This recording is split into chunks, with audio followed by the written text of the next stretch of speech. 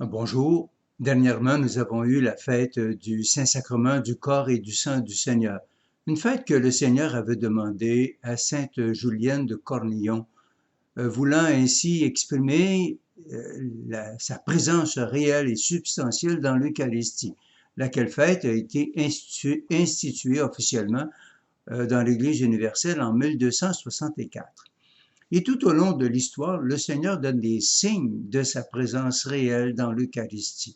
Maintenant, ce sont des signes, ce ne sont pas des preuves.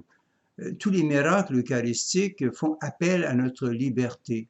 On peut y croire comme on peut ne pas y croire. On peut reconnaître la présence de Jésus dans l'Eucharistie comme on peut ne pas le reconnaître. C'est une question de liberté que le Seigneur nous laisse. Et c'est bien, parce que cette liberté est une expression de l'amour. Un amour qui s'impose ne serait pas un amour vrai. Et donc le Seigneur, dans sa relation à nous, dans son amour qu'il nous manifeste dans l'Eucharistie, eh bien, il nous laisse libres de croire ou de ne pas croire à travers des signes qu'il nous donne. Il y a un signe quand même qui est très important, qui étonne et qui frappe beaucoup les gens, c'est le signe qui nous est donné du Seigneur à travers Marthe Robin. Marthe Robin, en 1918, alors qu'elle a 16 ans, elle fait une crise d'encéphalite. Alors, et par la suite, la maladie va se développer, c'est une paralysie, et en 1930, elle n'a pas le phénomène de déglutition, elle ne peut rien avaler, aucune nourriture, aucun liquide.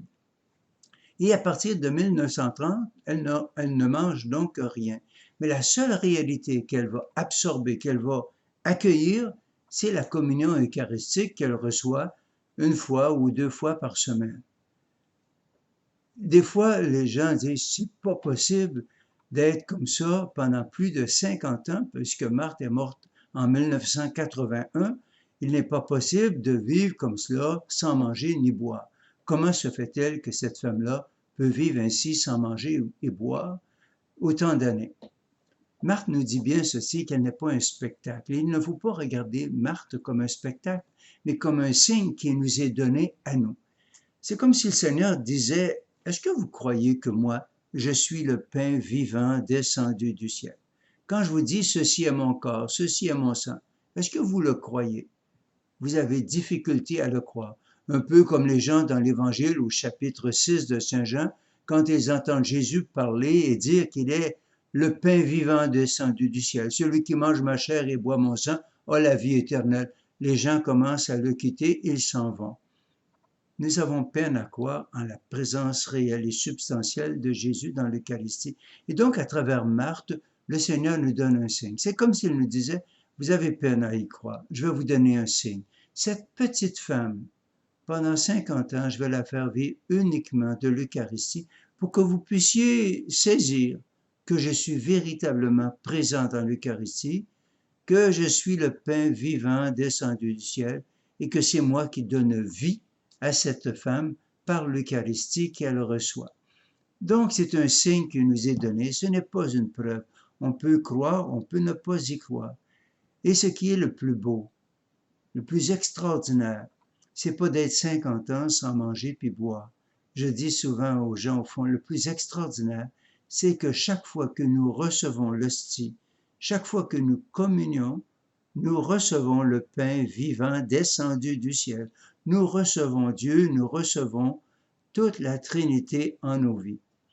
Donc, il faut regarder Marthe comme vraiment, oui, un miracle eucharistique, mais pas comme quelque chose qui s'impose à nous, mais comme quelque chose qui se propose à notre liberté, à notre foi, pour qu'on puisse consentir, accueillir cette présence de Jésus dans l'Eucharistie.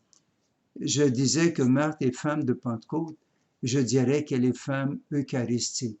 Elle nous rappelle, à travers ce qu'elle a vécu, l'importance, la beauté, la grandeur, l'amour de Dieu manifesté dans l'Eucharistie. Je voudrais terminer en vous citant un passage de Marthe tiré de son journal.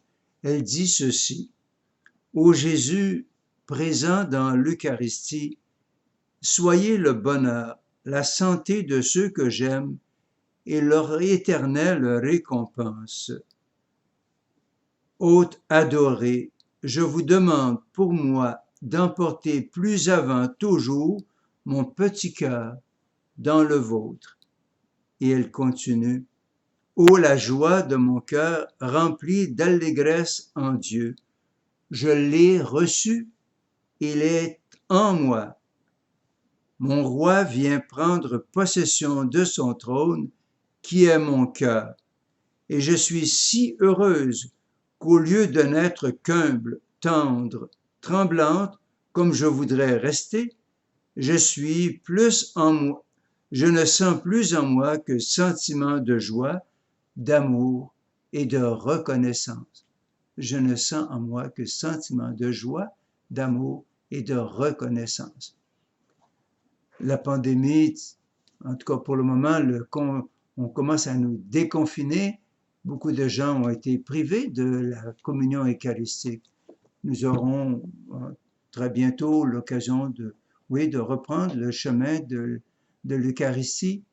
Eh bien, que ce temps de pandémie nous aide à approfondir, à approfondir la beauté, la grandeur de l'Eucharistie, qu'on puisse y revenir à la communion eucharistique avec, comme dit Marc, plus des sentiments de joie, d'amour et de reconnaissance.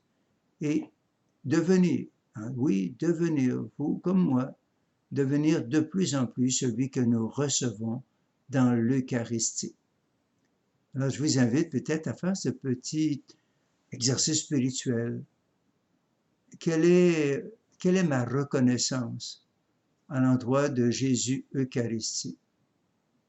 Est-ce que je désire vraiment devenir celui que je reçois et lui ressembler dans mon quotidien, dans mes relations avec les autres? Marthe, femme Eucharistie, et vous et moi, nous sommes appelés à être femmes et hommes Eucharistie. Je vous souhaite une bonne journée. Je vous reviendrai un peu plus tard à l'occasion de la fête du Sacré-Cœur. Au revoir.